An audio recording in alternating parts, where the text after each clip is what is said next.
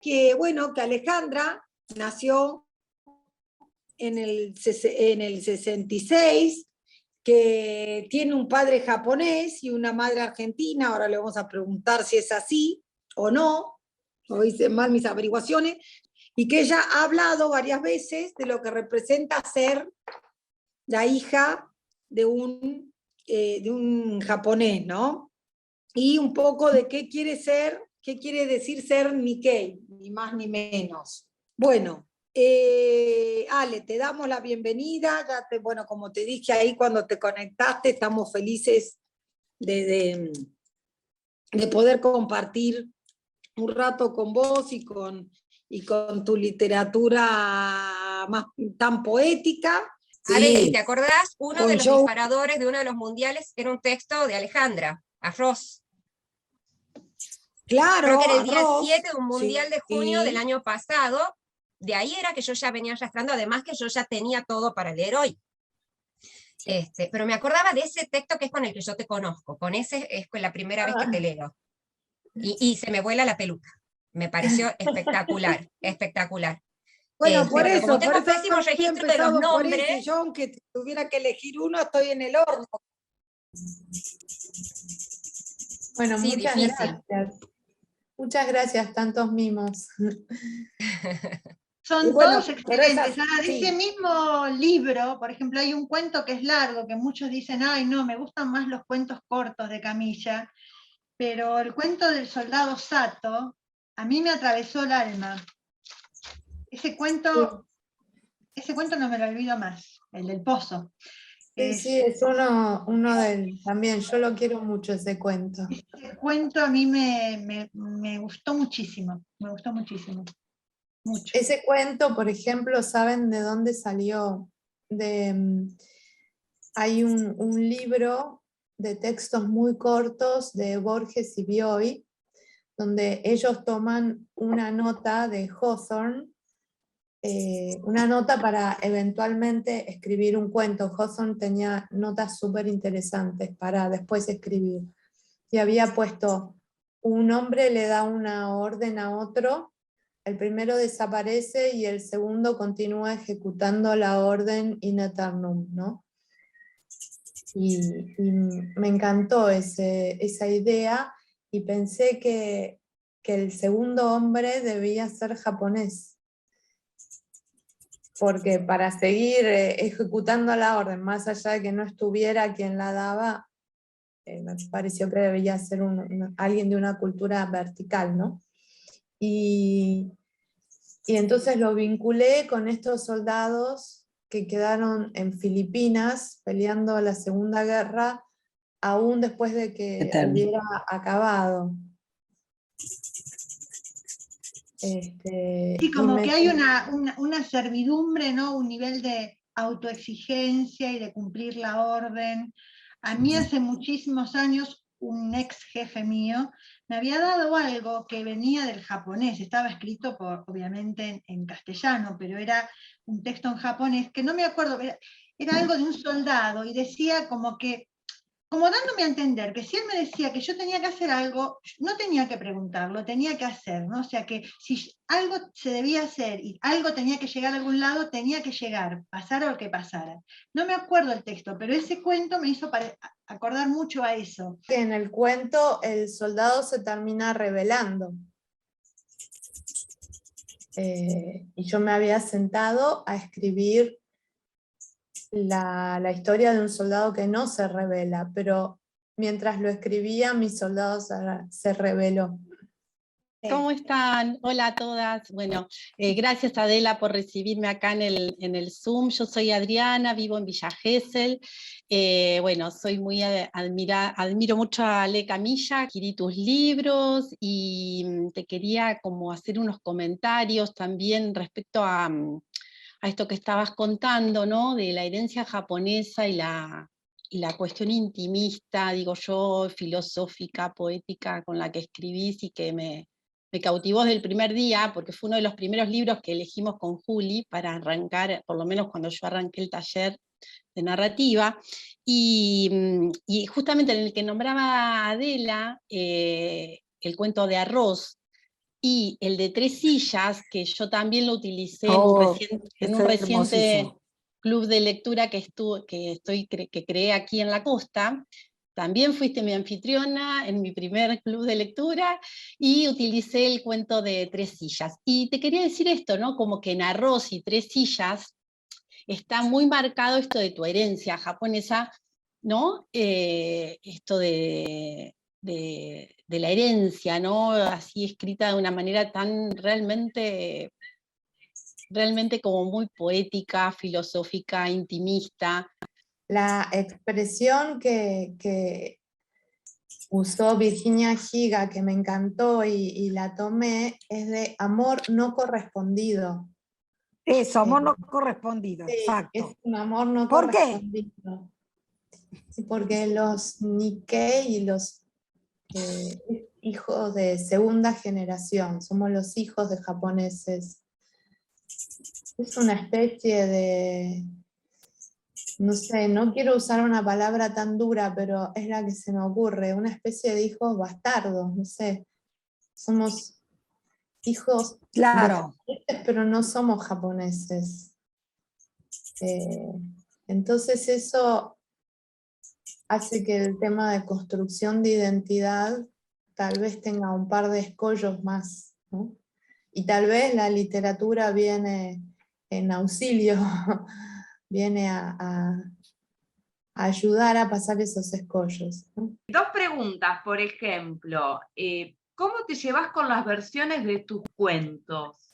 ¿Vas siguiendo, por ejemplo, esto que contaba Laura, que leyó casi todos tus cuentos, digo, en internet fuiste escuchando? Porque yo, por ejemplo, a vos te conocí en pandemia por la lectura de Separados, en La gente anda leyendo, digo, como que en internet hay mucho de tus cuentos leído y es muy lindo lo que sucede en torno a eso. Hay muchísimas versiones, los narradores toman mucho mis cuentos, por suerte. Los cuentos es como que crecen en cada nueva versión. Entonces, hace poco fui a una entrevista a Canal 9 y me pusieron a Mercedes Morán leyendo. Y yo les decía, es que lo mejora tanto, lo interpreta tan perfectamente, que es mucho más que lo chato que yo escribí, ¿no? Le pone cuerpo. Entonces, ¿cómo me llevo? Estoy muy agradecida de cada nueva versión que hacen. Sé que, por ejemplo, mi maestro Abelardo era bastante celoso de las versiones de sus textos Sí, y Abelardo era terrible. muy puntilloso en las indicaciones de cómo se debía interpretar. Yo soy lo contrario, es como hagan como quieran, de hecho modifican y me gusta cuando se lo apropian tanto como para modificarlo. Me parece que tiene más vida que si yo estoy indicando para que se siga pareciendo a mí. Me gusta cuando se parece al otro. Y me pasaron cosas muy, muy lindas escuchando versiones. Una vez, yo tengo un par de cuentos, pero hay un cuento que se llama El pañuelo y el viento, que está en una primera masculina. Y lo narró un señor maravillosamente, tanto que yo me emocioné mucho. Y él después se acercó y me dijo que Laura, la protagonista, me dijo, existe, ¿no? Y me lo dijo tan amorosamente que a mí me da mucha pena decirle que la había inventado yo. Entonces no le decía nada. Y él me mostró, había armado una carpeta y tenía fotos de una chica con un pañuelo azul, con un caballo, había armado, le había dado vida a Laura, a la del cuento. Entonces esas cosas lo hacen mucho más rico y agradezco. cada versión. Qué suerte para los narradores que contamos y no siempre le pedimos permiso a los escritores, porque hay algunos que se enojan, hay escritores que sí se enojan, y entonces nos corremos del escenario de su material y decimos, bueno, si no le gusta, no. Si vos decís que en algún lado lo mejora un narrador, no, creo que no lo mejora. Lo que hace es lo potencia porque se lo apropia. Es eso, lo viví. Entonces no podría no conmoverme. Bueno, eso quería decirte.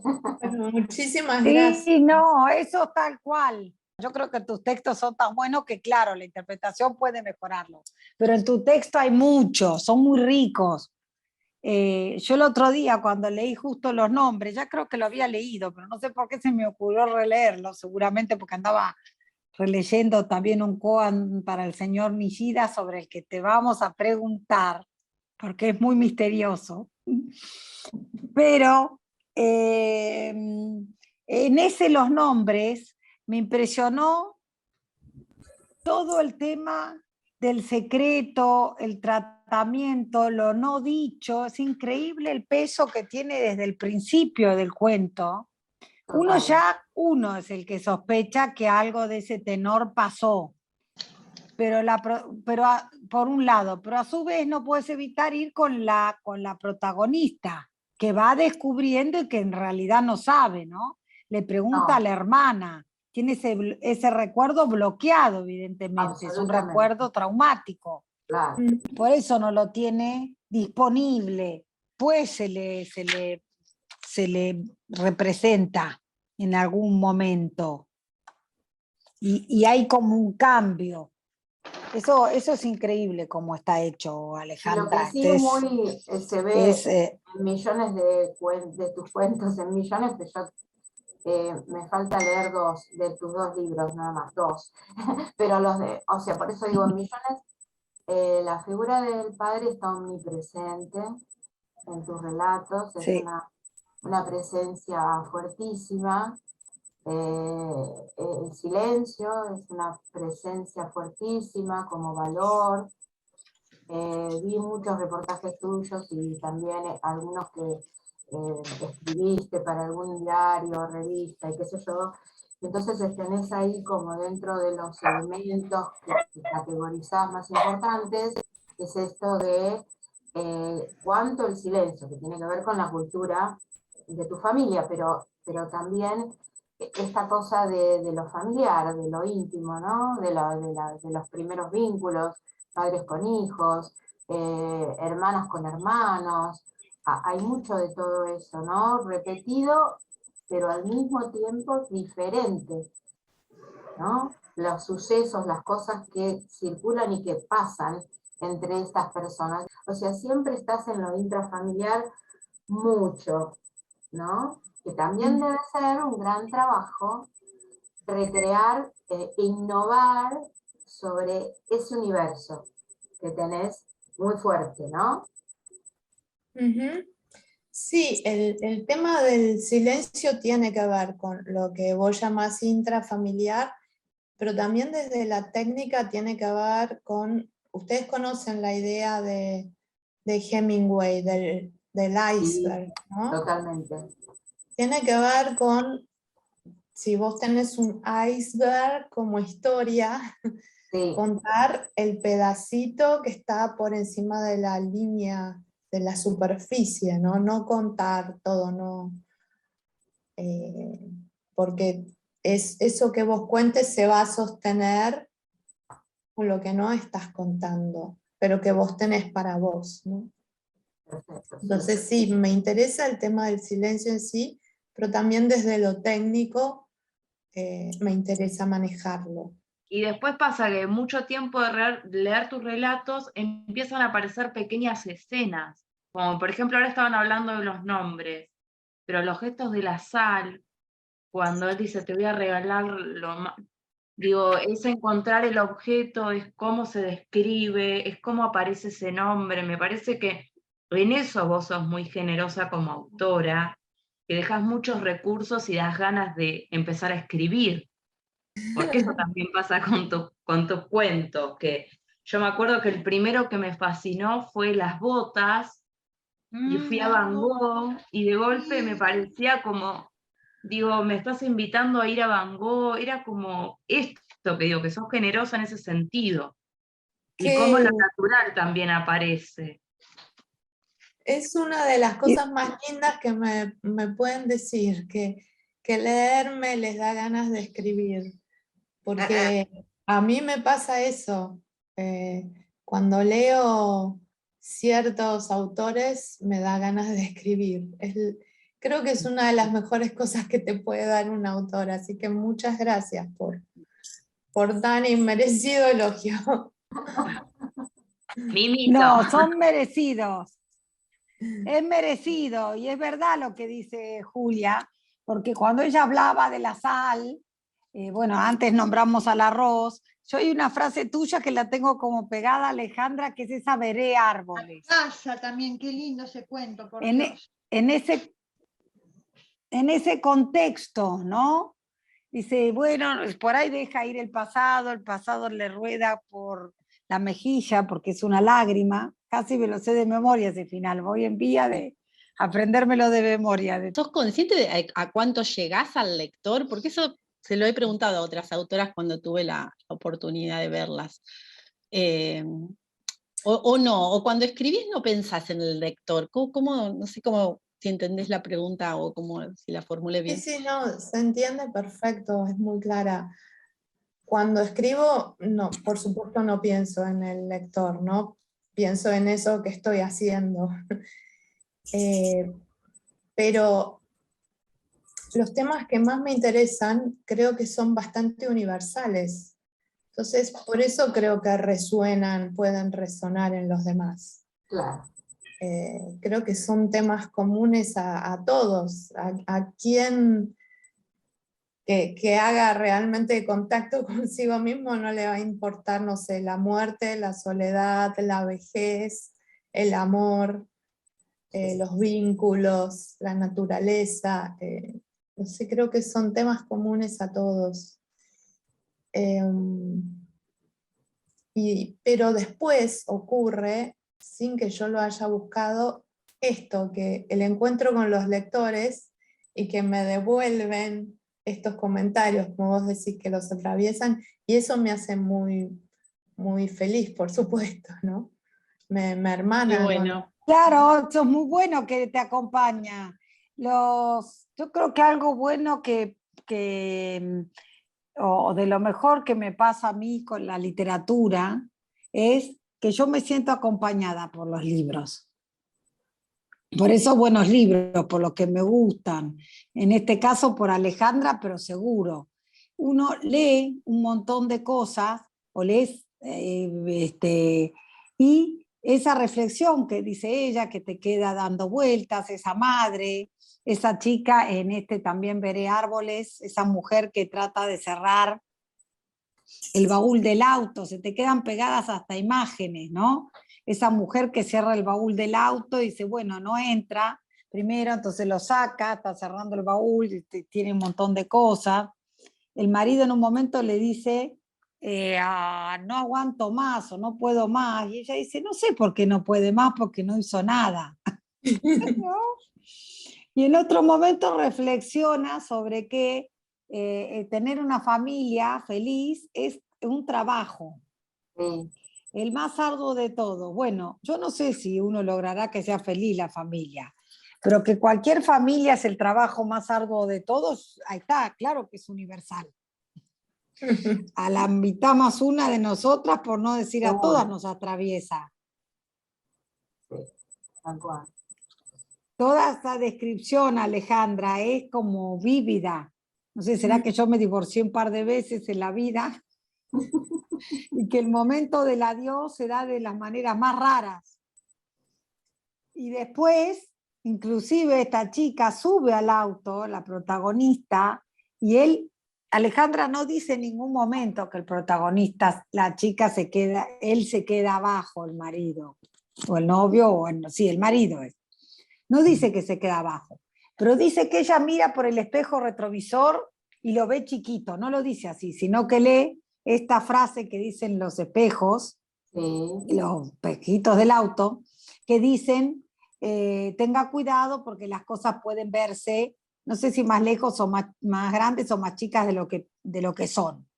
Tiene como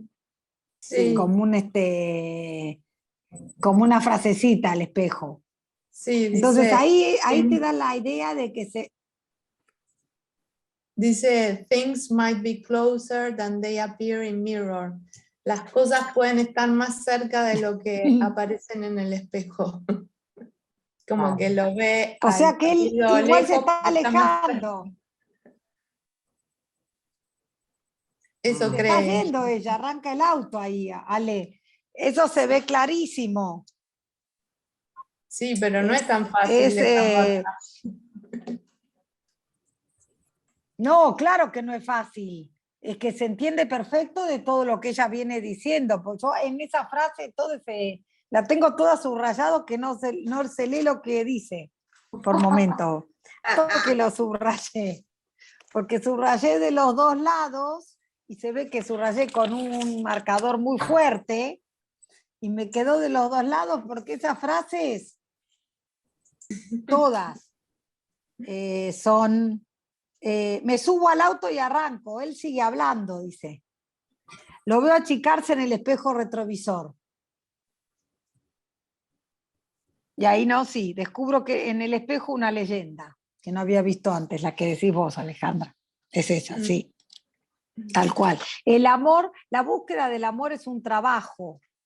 Después viene el mantenimiento como con todas las cosas. Sí. ¿Puedo después hacer una pregunta? Sí. En uno de los... Sí, claro, adelante. ¿Quién dice? En uno de los reportajes que leí, vos decís que, a ver si es así, me interesa más la simpleza del relato que el juego final.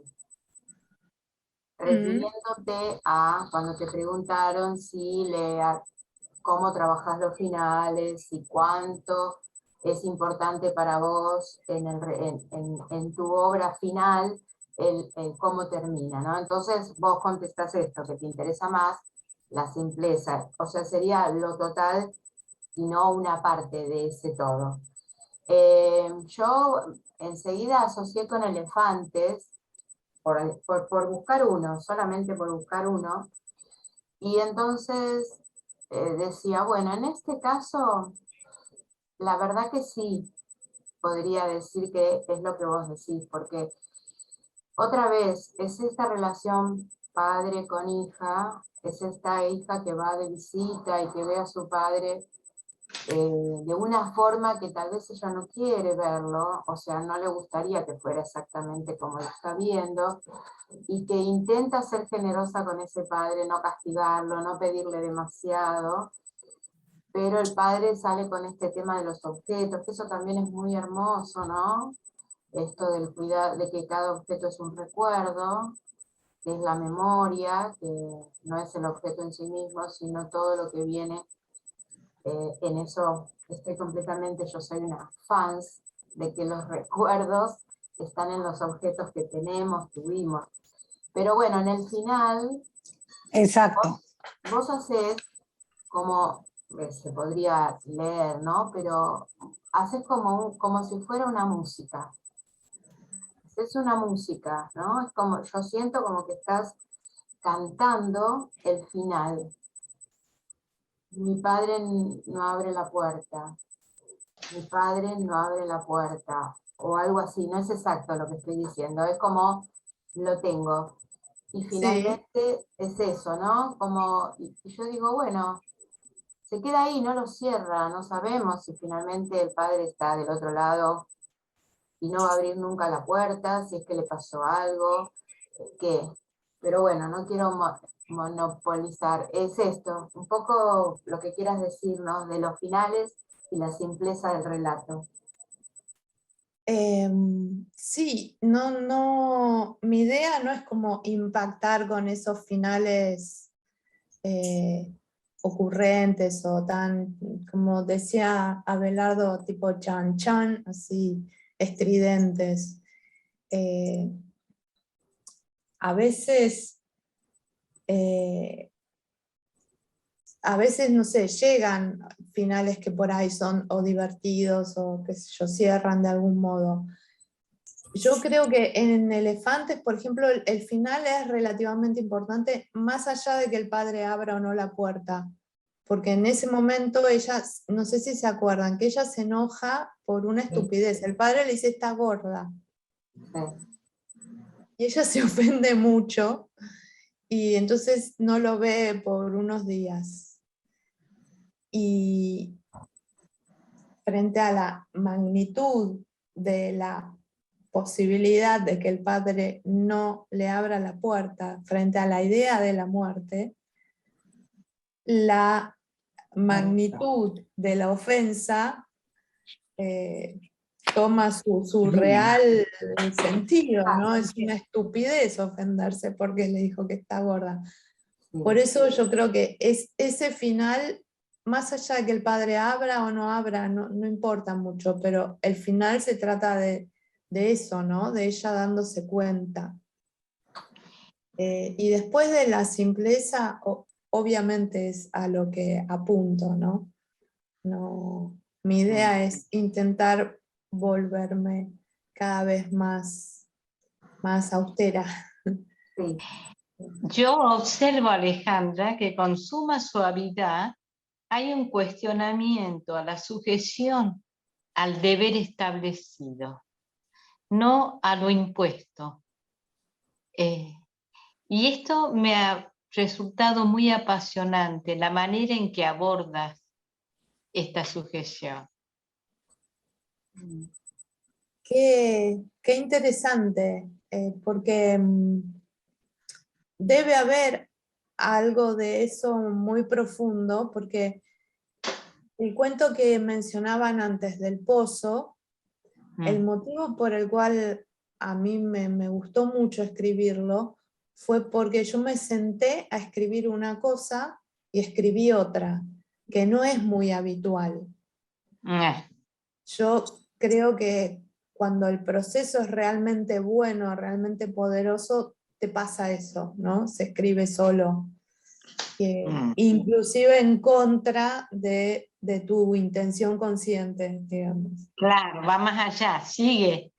Sí. Entonces debe estar profundamente este espíritu rebelde que vos notás. No de una manera ruidosa, digamos.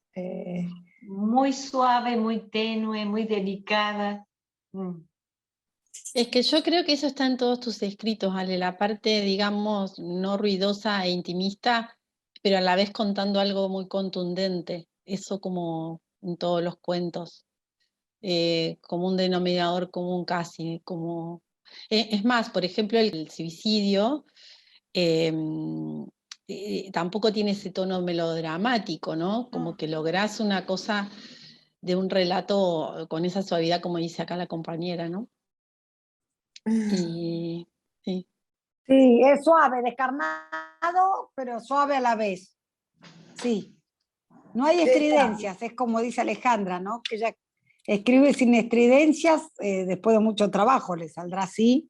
Es increíble eso. Yo creo que es una belleza que como lo hace. Pero sí, es como sin estridencias, pero descarnado. No te reserva, está como contenido en este desayuno perfecto, Adri, para mí el dolor, ¿no? Lo tiene ahí y vos lo vivís con angustia todo el cuento, a medida que se va desarrollando eso, esa situación. Aparte cómo está narrado, ¿no? Ella, me encanta. Ella cumple con La todo el segunda deber persona, es establecido. increíble. Yo te quería hacer dos preguntas, si puede ser. ¿Sí? Una, en el cuento, un koan para el señor Nishida. ¿Qué es el koan? Ese está bien, pregunten sobre ese. Porque ese cuento me quedó así medio bollando, digamos. Me pareció medio, no sé, no lo terminé de quizás de entender, o lo leí muy rápido, pero como no conozco el significado de la palabra koan, ni lo encontré tampoco, bueno, dije, voy a preguntar. No, y la otra era, más allá que creo que te formaste en parte con Abelardo Castillo, ¿quiénes son digamos, tus musas inspiradoras en la escritura, ¿no? Yendo más allá en el tiempo? ¿A quiénes admirás? ¿Quiénes te inspiraron? ¿Quién te instaron a querer ser escritora? Ok, bueno, la primera pregunta, lo leíste bien el cuento, porque justamente un koan es algo que no se puede entender. Es una forma de enseñanza de budismo zen, que consiste en una historia o una pregunta o alguna formulación que lleve a tu mente como a su tope, a su límite. Y entonces la idea es ayudarte, porque obviamente la iluminación no se alcanza con el razonamiento, ¿no? Entonces es un modo de ayudarte a pasar al otro lado. Tu razonamiento, tu mente racional llega hasta un límite, claro, y llegando en ese límite claro, tenés ¿qué una pasó? Claro. Por eso la idea no es que lo entiendas racionalmente, sino que te puedas abrir a alguna otra forma de entendimiento. Perfecto. Y ese cuento, hay un filósofo japonés que se llama Nishida, que a mí me gusta, y una vez vi un documental sobre él, y decían que sus hijos murieron de tuberculosis. Y había una frase que me impactó mucho en el documental que decía, él decía, un día estás mirándolos por la ventana, estás mirándolos jugar, y al día siguiente tenés sus huesos en tus manos. Claro, y bueno, pasa un poco lo que pasó en el cuento, ¿no? Las niñas Bueno, y me pareció que eso en sí era un koan. Claro. Por eso le puse un koan para el señor Nishida. Hermoso, hermoso. Y después aparte la ternura con la que él va narrando, ¿no? Y el viento, bueno, no sé, es hermoso, la verdad que me encantó. Pero no sabía lo que era koan, ¿no? Entonces, las descripciones. Sí, el viento se había ido, donde habían estado las niñas no quedó nada. Nada. El señor Nishida sintió el dolor de 1000 lanzas en su cuerpo. Yo las tengo subrayadas la frase. Sí, yo también. Después dice, allí donde habían estado o estaban. Sí. Mimi y Nana. Sí. Después me llama la atención, sí, las escamas. Hay como unas escamas y se retorció. Sus anteojos cayeron, y ahí el estilo de Alejandra, ¿no? Esto para describir con esa sencillez, pero también es como está la imagen, y el señor Nishida quebró las patillas con su espalda. Le pasa eso, ¿no?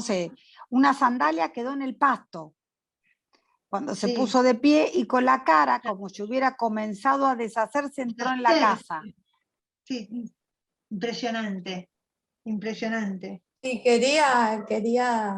intentaba pintar el dolor, ¿no? El dolor más grande que se me ocurrió. Impresionante, y ahí empezó a escribir. Sí, y después se pone a escribir, se sentó frente al pequeño escritorio, abrió el cuaderno, tomó el lápiz y comenzó a escribir. Maravilloso, maravilloso. Y después preguntabas sobre... Influencia literaria, digamos. Sí, influencias es un poco difícil de saber uno exactamente sus influencias, porque uno tiene que leer, nutrirse leyendo, y después todo eso, como decía mi hijo cuando era chiquito, cuando comía, se mezcla todo adentro.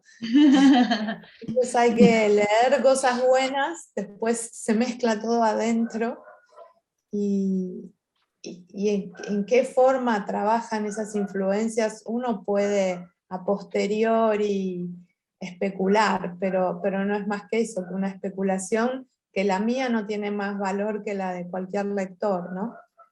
Pero vos hablabas de Abelardo, y Abelardo fue una gran influencia en el sentido como maestro, en el sentido de, no de técnicas de cómo escribir, sino de qué lugar darle a la literatura en la vida, ¿no? Mira. ¿Qué implica, con cuánta seriedad tomarse el papel de escritor, ¿no? En ese sentido fue un gran maestro. Bueno, gracias. No, gracias a vos, Laura. Interesante. ¿Y qué escritores lees, Alejandra? Eso, O, por ejemplo, ahora estás Ahora leyendo, estoy, ¿hay algún escritor japonés que leas mucho? ahora en este momento estoy fascinadísima con Annie Ernaux. Ay, bien. con la que ganó el premio Nobel. No la había leído, lo lamento muchísimo, pero bueno, me puedo poner al día, ya leí Sí, 4 yo también quiero. novelitas de ella y estoy fascinadísima, me Sí, me parece dijeron que es maravilloso. maravillosa. Yo quiero conseguir ahora los libros. Sí. Muy recomendable, es maravillosa. Nosotros nos volvió locos, estamos empezando a leerla también. Yo creo que es el acontecimiento. Mira, ahora que decís eso, Ale, que te gustó, que te gusta, no sé si ya leíste El acontecimiento, pero el Sí. acontecimiento podría maridar perfectamente con tu escritura. Esa austeridad en los recursos que tiene Ernaux, a mí me la había recomendado Edgardo Scott, un profesor de la Casa de Letras, y la tenía pendiente.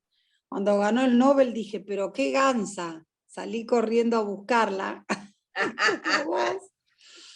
Y acá le pasé a varios, le inoculé el virus a varios del café porque les pasé varias para leer. Sí. Pero yo creo que tiene que ver con tu literatura, Alejandra Ernaux. Por ejemplo, esa lectura del acontecimiento. Esa como austeridad, pero está, o sea, está lo que va pasando y ella lo que hace es mostrarlo, ¿no? Y lo habla con, no es sin piedad, no podría decir sin piedad, pero como si estuviera diseccionando algo. Yo creo que y eso, para mí, a mí le acontece. sí. Si los que no estén usando el micrófono, ciérrenlo porque no sé qué pasa con el audio. Sí. A mí Sí, me Ade, parece adelante. una valentía increíble. Bueno, yo usé la misma palabra, diseccionar. Sí. Leí el acontecimiento, sí, leí el lugar, Sí. leí la vergüenza, que me encantó, y pura pasión. Y ahora voy por el resto, pero una cosa que me resulta fascinante de ella es cuando vas leyendo más y más, se va formando esta idea de obra. No es un libro y otro libro y otro. No, es todo un sistema de pensamiento, es fascinante. Yo creo que la influencia de Bourdieu en su literatura y en su escritura permite que lo que ella plantea son problemas sociales muy actuales. Sí, pero claro. Sí, ella plantea esos problemas sociales, pero se pone ella misma, no lo señala con el dedo, se pone ella como portadora de esas cuestiones sociales y se deja diseccionar por ella misma en la mesa de cirugía, sí, digamos. Exacto, por eso es que yo la veía tan valiente, sí. Y valiente, totalmente. Yo sí usaría la palabra impiadosa. porque es fría, impiedosa, muy Piadosa. francesa. Esa especie de elegancia fría que tiene, esa... Francesa, sí, muy es francesa. muy francesa y Claro. ese tamiz de clase social por el que pasa a todo el mundo, ¿no? Ella todo el tiempo está registrando la clase social del médico al que va, del verdulero que la atiende. Creo que eso es muy francés también, ¿no? Pero es maravillosa, maravillosa. Sí, Martita, por ahí vas a decir algo, vos que conocés la cultura francesa, Marta, que habla también. Eso iba a francés decir, también. que los franceses son en ese estilo, como dijo Alejandra, y bien parcos para los sentimientos. Bien parca, pero leyéndola está entre líneas. Sí, No, claro que está. no está expresado de una manera italiana, digamos, pero No, toda su emoción está ahí entre líneas de un modo descarnado. Pero son distintas maneras de expresarse. Y claro. Y Alejandra, ¿has leído el libro El matrimonio de los peces rojos? De Guadalupe Nettel. Sí. Ay, es hermoso también, me encanta. Porque pasa algo también con esto que decimos como lo natural, como que me parece como que podrían ser muy amigas, digo, dentro de la escritura. Hola. Hola. está la naturaleza y la fugacidad. Julia, a mí también me encanta ese libro de Nettelli. Me gusta ese libro, que esas como historias muy raras son, y El matrimonio de los peces rojos, es increíble ella, cómo va narrando en paralelo la historia del matrimonio y los dos peces. Todos los Eso iría cuentos son con maravillosos. maridaría perfecto con la naturaleza y fugacidad de las que habla Alejandra, que habló en una de sus notas que repasé. Ale, yo te quería preguntar sobre un cuento que es el de La oscuridad en la intemperie, que también cuando lo leí, bueno, también ahí aparece el tema de las sillas, el objeto, ¿no? Como una historia entre vecinos. ¿Hay algo así como una curiosidad que nos puedas contar de ese cuento? ¿Algo que te haya inspirado o cómo fue la construcción? Claro.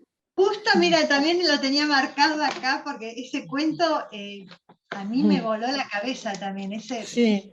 Cuántas cosas uno no sabe del que tiene al lado, ¿no? Y por ahí lo ve todos los días. Es impresionante ese cuento. Justo, mira, bárbaro, Adriana, que preguntaste.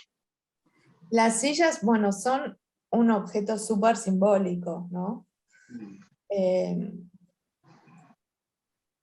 3 sillas, por ejemplo, surgió en la casa de otra de mis maestras, que es Inés Fernández Moreno, vi un cuadro de, ¿cómo se llama? Esta artista está nombrada en La oscuridad es una intemperie, justo. Bueno, una artista argentina. Vi un cuadro de ella en la que había 3 sillas así equidistantes, ¿no? Como frente a quien mira el cuadro. Perdón, Nora Iniesta. Exactamente, Nora Iniesta. Un cuadro de Nora Iniesta de 3 sillas así. Y después vi un cuadro de Agdamus en el que hay 3 sillas desordenadas. Y me pareció tan claro que donde estaban desordenadas había ocurrido algo, había como una energía humana, algo ocurriendo. Y en el de Nora había como una ausencia, había algo triste. Y de ahí surgió 3 sillas. Pero reaparece en La soledad es una intemperie por esta misma carga simbólica que tiene, ¿no? Y este vínculo que tienen ellas en gran parte está inspirado en dos vínculos que yo tenía en ese momento, que eran con mi analista y con mi mamá. Me parece que son dos lugares, el de analista y el de madre, en el que una de algún modo se tiene que borrar casi, como tiene que pasar a segundo plano, ¿no? Tiene que ceder el primer plano a otro. Y algo de eso quería reflejar en la oscuridad es una intemperie, entre otras cosas. Impecable, En el Ale. proceso analítico, Alejandra, Impecable. yo soy analista, se permite la distancia para ver mejor. Y sí, esta imagen nombra cuadros, Alejandra, porque en los nombres están las meninas. Y Sí, una es versión verdad. muy interesante, con un detalle muy interesante de las meninas, que es que la protagonista ve que hay como alguien yéndose, que para ella viene a ser el hermano, que es Sí. también una llena de significado esa... les agarró el ataque a los bichos. Llena de significado como esa metáfora o esa comparación. Ale, tiene muchísimo, tiene muchísimo ahí. Ya cuando uno se imagina, ¿no? Lo vemos a Velázquez huyendo, que se pintó de hecho como para figurar en las meninas, y lo compara con esto del hermano, esta figura para ella, ¿no? Ausente y presente al mismo tiempo. Sí, yo creo... No sé qué opinan las demás. Sí. Me gusta mucho la cosa interdisciplinaria, los cruces, ¿no? Hablar de cierta música o de obras de artes plásticas, creo que enriquece, nos enriquece mutuamente. Ahora estoy haciendo un trabajo para una colección de arte moderno y me encanta el diálogo interdisciplinario, ¿no? Interesante. ¿Qué son? Obras, cuadros, Alejandra? Es para una colección muy grande, se llama la colección Balance, que es la más grande de Latinoamérica. Y ahí yo podía elegir la obra y elegí una de un artista argentino que se llama Tomás Espina. La obra se llama Haití y son unas cabezas de barro, son como 380 cabezas de barro puestas en unos estantes que son muy, muy, muy fuertes. Me invitaron a ver la colección, vi parte nada más y el día que fui no me podía dormir, eran las 5 de la mañana y estaba así de todo el bombardeo de toda esa energía de arte como ahí en llamas. Y bueno, y elegí esta obra y ya presenté el trabajo, pero como les decía, me resulta muy enriquecedor el diálogo entre distintas formas de arte que para mí se tocan, ¿no? Tienen todas son hermanas, tienen una misma madre. Son todas primas hermanas, la música, ¿no? Está el diario, no se llama Diario de un asesino, porque yo dale que le cambio el nombre. Hay un libro de Amelino Tom donde el asesino, Diario de Golondrina creo que se llama, donde el asesino escucha una música a Radiohead, que también la vas a buscar porque a uno le da como no, es otro nombre, no es ese nombre, es otro nombre, pero ahora no me acuerdo. Diario de Golondrina, creo que se llama. No. Sí. Diario de Golondrina, la web, sí. ¿No? Hay uno que es Diario de Golondrina y hay otro que es La higiene de algo. Eso. Ese es. La higiene no me acuerdo. Higiene de un asesino. El hombre. La higiene del asesino. Puede ser. El género del asesino, sí. Bueno, ella habla, exacto, bueno, gracias, habla de eso. Después hay una película, creo, inclusive, o sea, para seguir con el arte. Sí. Todas Supongo primas que la habrás hermanas, leído ¿no? La música, sí. un libro muy lindo de María Gainza, el nervio óptico, con donde habla tanto de arte. Supongo Sí, que qué la va, Sí. librazo. Un Sí, librazo, sí. Y lo analizamos. Sí, muy yo lindo, también. igual ella habla de arte sabiendo. Sí, sabiendo, obviamente. Exacto, claro, ella es especialista, sí, y después tiene La luz negra también, que ese me gustó, pero mucho más me gustó El nervio óptico. Me parece que es increíble narrar una historia así a través de sí, dialogando permanentemente con la obra de arte. Sí. Sí, Sí, yo desde la impecable. ignorancia total, desde la sensibilidad nada más. Ya que Bueno, hablamos pero de uno es un arte, aprovecho para observador y hacerte un comentario. Cuando leía los cuentos tuyos, notaba mucho en los recursos que usás y los que elegís y la manera que vos tenés de usar.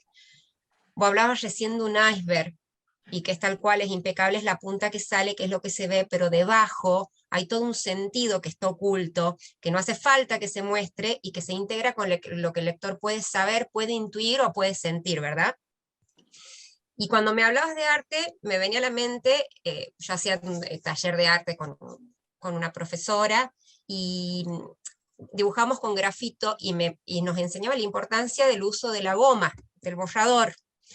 Y me dice, la luz que da la goma, lo que vos borrás, lo que vos sacás, esa luz es parte de la obra final. Y notaba mucho en las cosas que vos escribís, que las cosas que no decís son, no sé si tanto más importantes que las que has dicho. Que en una de esas, ese uso de la goma que vos tenés para borrar, para sacar o para dejar, ese juego de luces y sombras, lo que se ilumina y lo que queda en la oscuridad, es brillante. Entonces, por un lado era, bueno, contarte que era una de las cosas que a mí como que más me deleitaba. Pero por otro lado, preguntarte cómo lo haces. Si eso vos lo haces espontáneamente, si es algo que te sale de adentro, que es natural, o hay de deliberado, que era lo que hablamos recién, cuánto hay de consciente, de deliberado e intencional en las cosas que vos no, de la manera que vos tenés de contar cosas, no diciéndolas. Bueno, qué lindo comentario, me encantó, me lo voy a quedar. Mira, Saint-Exupéry tenía una frase que a mí me encanta. Él decía que un cuento está terminado no cuando ya no se puede agregar nada, sino cuando ya no se puede quitar nada. Tal cual. Para hacer eso, yo por un lado lo hago, digamos, técnicamente es esta idea de Hemingway, ¿no? Pero también vengo con el entrenamiento de cierta forma de comunicación que creo que tiene que ver con el origen de mi papá, con la cultura de mi papá. Entonces, creo que eso me ayuda, me ayudó.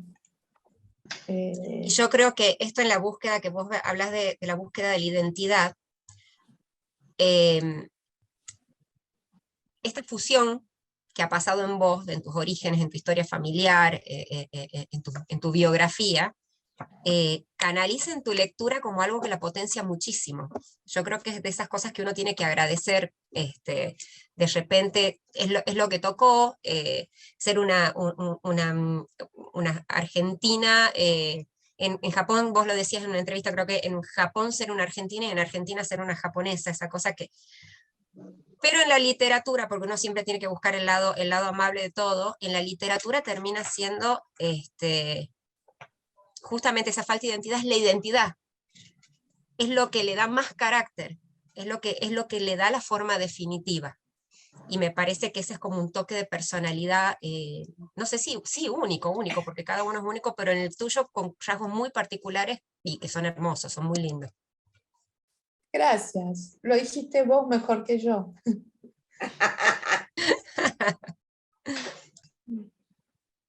Y yo tengo la última pregunta. Pero sí, yo coincido con...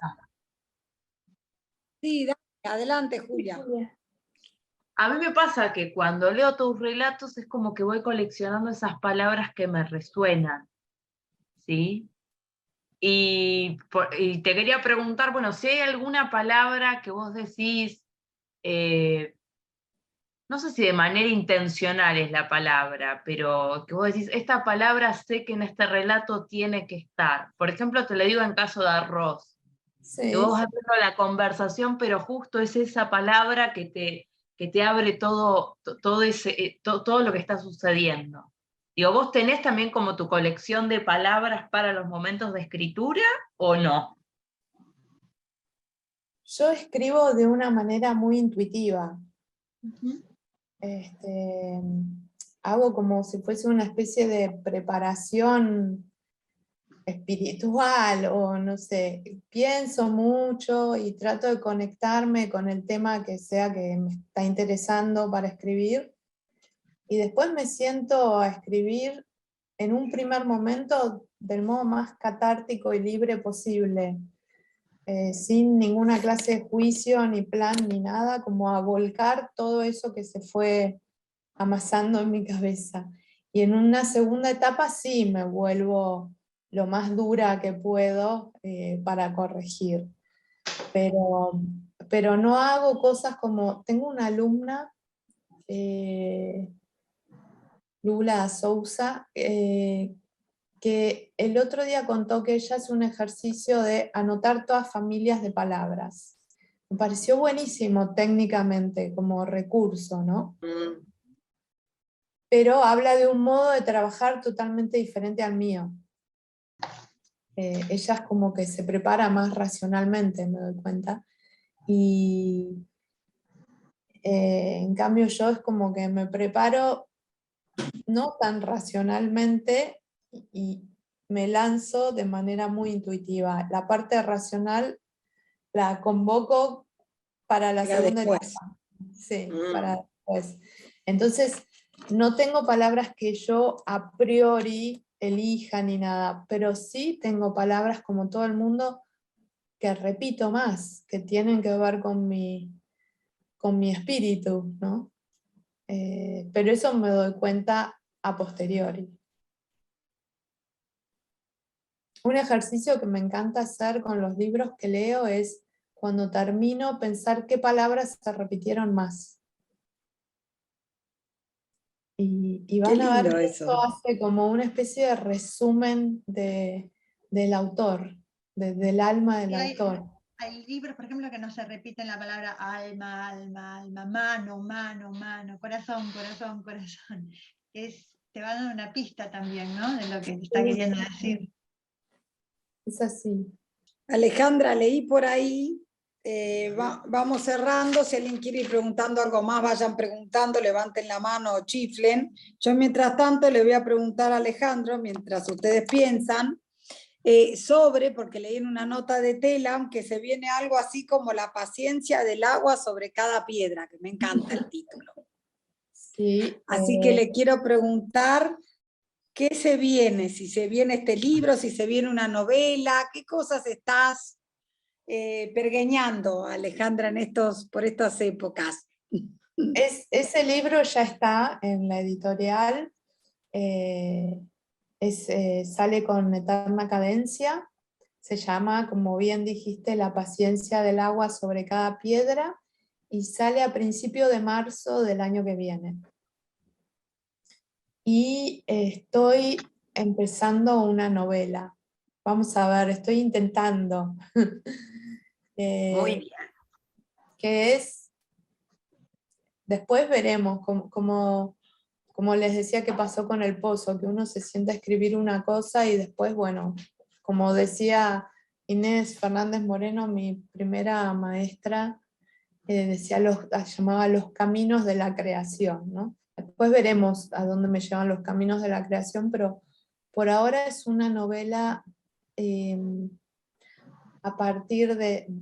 Me pasé el primer año de la pandemia, vieron cuando estábamos todos encerrados, sin poder salir, mirando películas japonesas muy viejas con mi papá. Mirábamos hasta películas mudas, películas que le faltan una parte y aparece una placa que explica, bueno, en esta parte del protagonista le pasó esto y lo otro. Y películas obviamente de Ozu, de Kurosawa, de Kobayashi, de todos los grandes directores japoneses. Y mientras mirábamos las películas conversábamos. Entonces estoy escribiendo sobre eso, contando de algún modo la vida de él o cosas sobre las que hablábamos y parte de escenas de las películas. A mí me encantan las películas esas que son como westerns, las películas viejas de samuráis, me encantan. Voy a ir con eso. La historia de los samuráis la amo yo. Sí. Bueno, así que ya quedamos. Acá veo por el chat, mientras vos hablás, Ale, escriben todo. Qué hermosos los títulos, sí, ¿no? Ya esperamos, entonces ya tenemos para esperar para marzo. Y lo de la novela se ve, es muy interesante lo que planteás. Sí, ahí en el texto de la novela es muy distinto al cuento, ¿no? Ya ahí un poquito se tiene que dejar ver un poquito más lo del iceberg, ¿no? La punta del iceberg, ya entran más personajes, entran otras cosas. Un cuento es... Creo que la diferencia más grande en general los cuentos tienen más que ver con una escena, con un episodio, con algo que ocurrió. Con ¿no? algo que está en el medio de otras cosas. Y en las novelas hay más en general desarrollo de por lo menos un personaje, ¿no? Por eso. Y también al sentarte a escribir el cuento hay una sensación como es de ir de acá hasta allá, o sea, ya conoces todo el camino, todo lo que te puede pasar. Es otra cosa. Escribir una novela es más como ir de acá a Mar del Plata. Sí, tengo tal una cual. noción de a dónde tengo que ir, pero el camino no lo tengo claro, ¿no? Entonces es otro sentimiento. Ese título me encanta, La paciencia del agua sobre cada piedra. Tus títulos son en serio alucinantes. Hace poquito estuve en el sur y fuimos al Parque Nacional Los Alerces. Entonces había gente que vive allá, ¿no? En Esquel, pero hacía varios años que no iba al parque, y se ve que antes, años atrás, la gente del parque limpiaban, cuando los árboles se caían, los limpiaban, los sacaban para que esté todo más bonito. Pero evidentemente ahora hay una cultura más ecológica en donde a los árboles los dejan, o sea, el que cae en la ruta lo cortan y lo suben al costado del parque y eso queda ahí, ¿no? Y entonces dice, no, pero es una barbaridad porque antes estaba mucho más lindo, ahora está desprolijo, con todos esos árboles secos al costado. Y yo le digo, lo que pasa es que los árboles caídos también son el bosque. Me acordé de tu libro, ¿no? Y yo digo, ¿qué? Claro, o sea, son títulos que quedan para siempre en la cabeza de uno, porque son haikus para mí, parecen haikus. Es genial.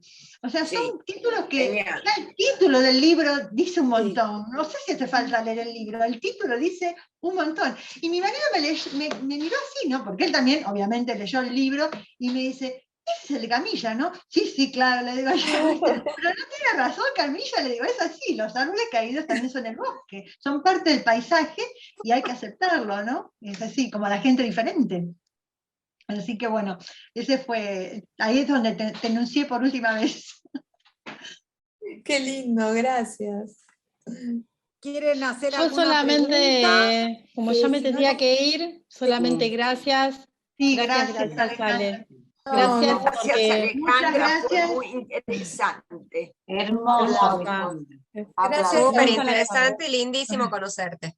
Sí, La verdad que sí, Ale. Un Como gusto. siempre, solo agradecer, un placer, ahí escriben mucho, yo hay fotos que no veo, pero no den bolilla. Y bueno, nada, te sacamos la promesa de que cuando salga el próximo libro te volvemos a entrevistar, Ale. Sí, por tus libros. En el próximo libro. El próximo libro. Gracias. Lo esperaremos. Gracias. Te mando un beso. Gracias, Adela.